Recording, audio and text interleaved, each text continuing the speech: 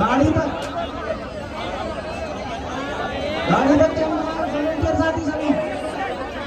तुम लोग मेहनत से पढ़ाई करो, 1 साल में हम लोग मेहनत करके इतनी ताकत में चले जाएंगे कि हमारे जरिए ही सरकार बनेगी, तब हम बहनों को रोजगार देंगे सबको।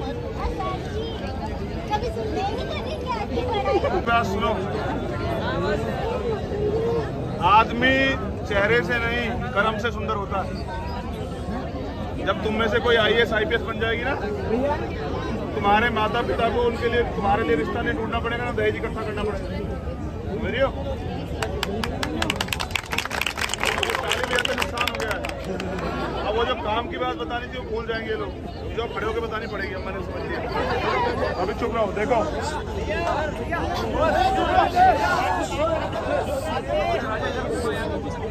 देखो, उनके आगे माथा टेक के कुछ पैसे चढ़ा के हम लोग अमीर हो जाएंगे। जो भगवान आपसे पैसे ले रहा है वो आपको पैसे दे सकता है क्या?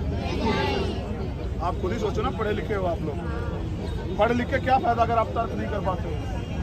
अगर पढ़ लिख के भी आप गुलामी में रहते हो तो फिर क्या फायदा? जब बाबा साहब अम्बेडकर संविधान लाए तभी तो महिलाओं को IAS IPS doctor engineer clerk बनने की आज़ादी मिली। अगर वो महिलाओं के अधिकारों के लिए नहीं लड़ते, संविधान में उनको अधिकार नहीं देते, तो आपको कौन पूछने देता मंदिरों में? आपने देखा नहीं केरल में महिलाओं को जाने के ऊपर कितना झगड़ा हुआ कि मंदिर में नहीं जा सकती है महिलाएं, गर्भगृह में नहीं जा सकती हैं। मैं आपसे क्या कह रहा हूँ, मेरी बात पे गौर करो, धार्मिक से लगा के। आज के आज सबसे ज्यादा दहेज के नाम पे महिलाओं के साथ शोषण होता है। दहेज हत्या, दहेज के नाम पे परिवार प्रताड़ित करता। क्यों करता है पता आपको? समाज में भी यही बात लागू है, क्योंकि वो उनके पास रोजगार। अच्छा सोचो, जो बेटी IAS IPS है, वकील है, जज है, ये लाठी अगर उठा ली ना तो पतंग बन जाएगी। बहुत सारे लोग जो बोल रहे हैं, समझ रहे हो? बात करने दो। तो वो इसलिए उनके साथ ये अन्याय अत्याचार होता है। जैसे मैंने समझा कि हमारे समाज के साथ क्यों होता है, क्योंकि हम कमजोर हैं, हमको आर्थिक रूप से कमजोरी है।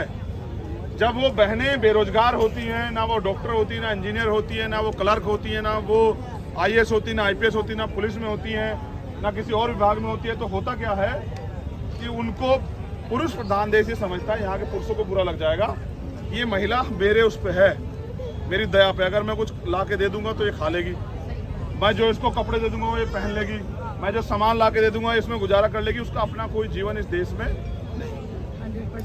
आप ये बताओ, जितनी यहाँ हमारी बहनें माएँ बैठी हैं, कभी अपनी मर्जी से आप 4 दिन के लिए घूमने गई कभी कहीं? नहीं सर, नहीं सर। बताओ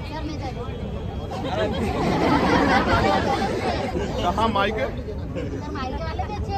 घूमने कहाँ जाती हो? बताओ। प्लेन का सफर किया आज तक? कहाँ घूमे?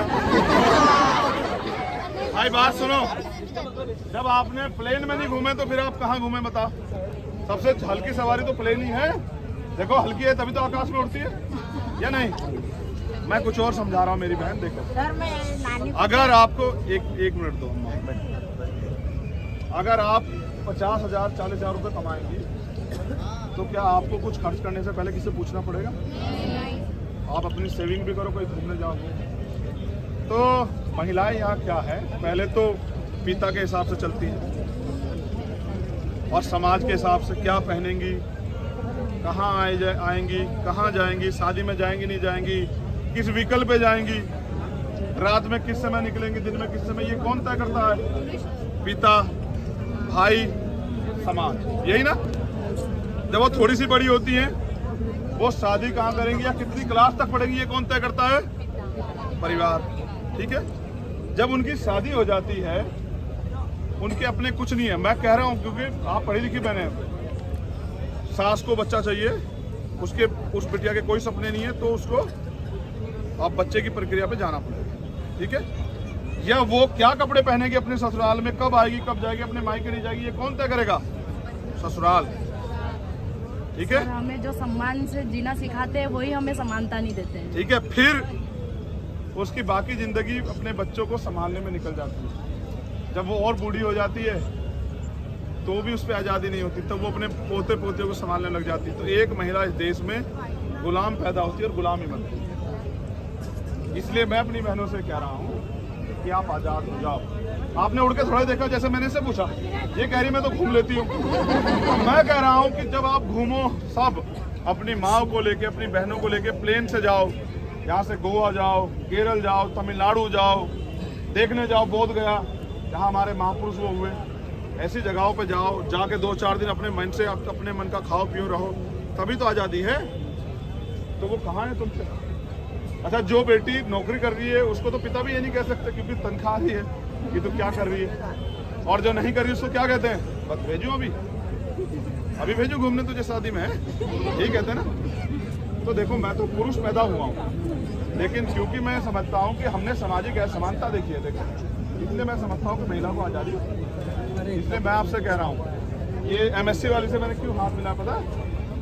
क्योंकि अगर MSc केमिस्ट्री से कर रही हो तो बहुत अच्छा स्कोप, आने वाले कल में बहुत अच्छी जॉब करोगी, कहीं प्रोफेसर या जो है असिस्टेंट प्रोफेसर लगोगी, 1 लाख रुपए सैलरी लोगी। जब 1 लाख रुपए तुम्हारी जेब में होंगे मंथली, तुम्हें कौन रोक सकता है उड़ने से? अपनी माँ के भी सपने पूरी करोगी, अपने पिता के भी सपने पूरी करोगी, उनको भी 2 रुपए दोगी, वो भी सम्मान करेंगे। जिन पे पैसे नहीं होते उनका सम्मान भी नहीं होता, समझ रही हो? इसलिए मैंने बात तुम्हें बताई। फोटो तो तुम सारी खिंचवा लो, लेकिन फोटो से कुछ नहीं बदलेगा बहन। आप जब अपनी पढ़ाई को मजबूती से करोगी और अपने पैरों पे खड़े हो जाओगी, देखना आपको मेरे कहे हुए वर्ड याद आएंगे कि हमारे भाइयों की याद। और अगर आप नाकामयाब हुई तो भी याद आएगा कि अगर हम भाई की बात मान लेते, अच्छे से पढ़ाई करते, मेकअप में ना घुसे रहते, तो सब ठीक हो जाते।